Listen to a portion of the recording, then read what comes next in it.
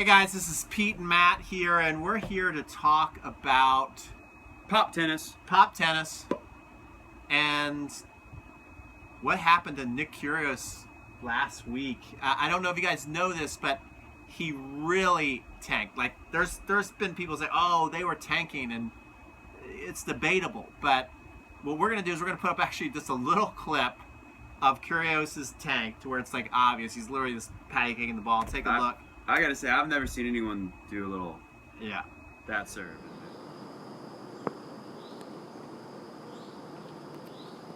Not a pro match. So the topic today is Nick Kyrgios good or bad for tennis? Matt, what say you? Nick Kyrgios good or bad for the sport? So a lot of people are saying he's bad for the game. I mean, even though it seems like if you were a paying customer in the crowd that day that you get gypped a little, I still think he's good. I think he's great. I think he generates interest, and that's something tennis needs. That's something, as we're seeing, every sport starting to need. Even the NFL is hurting a little bit.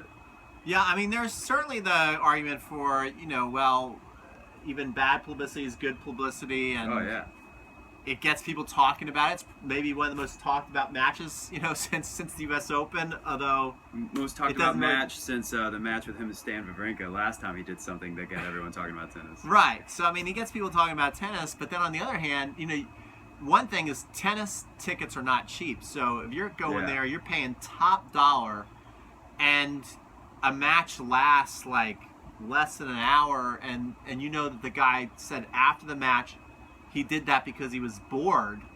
That's upsetting. How can that be good for tennis? I mean, I that see hurts your the point. integrity of the sport. Yeah, that to hear someone say, "Oh, I just got bored," that's upsetting, especially if I'm paying.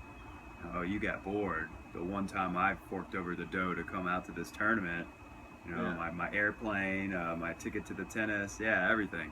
Yeah, I mean, you have people like McEnroe who you could say, well, McEnroe was a super brat, and McEnroe did this.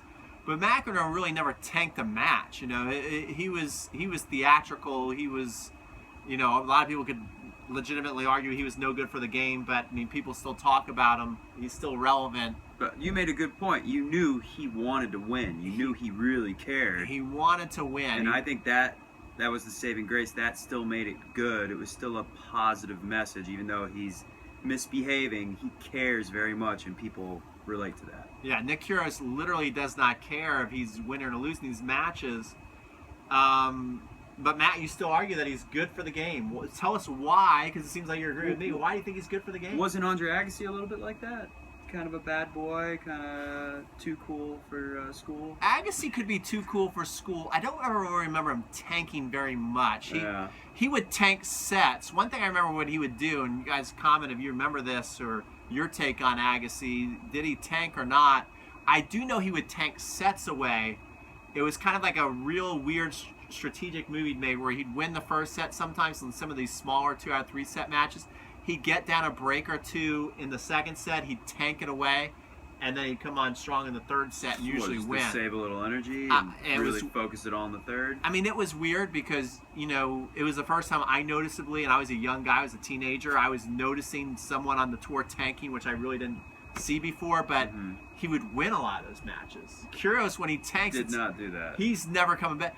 The weird thing about Kyrgios is he could be going along fine, and then all of a sudden just get a little off.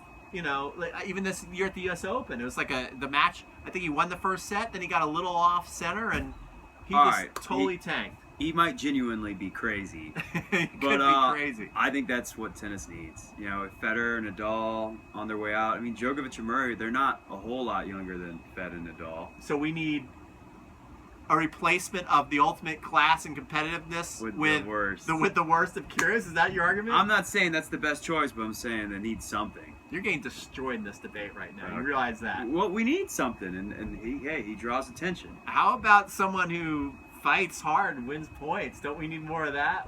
And someone to legitimately show up week after week, like Nadal, Djokovic, and Federer. That's what we need. We need someone to show up and compete and say they're ready to take the throne from these guys. Otherwise, these guys are going to keep winning majors until they're in their 50s, until someone steps up. I know. You're right. I mean, who's ready to step up? Who?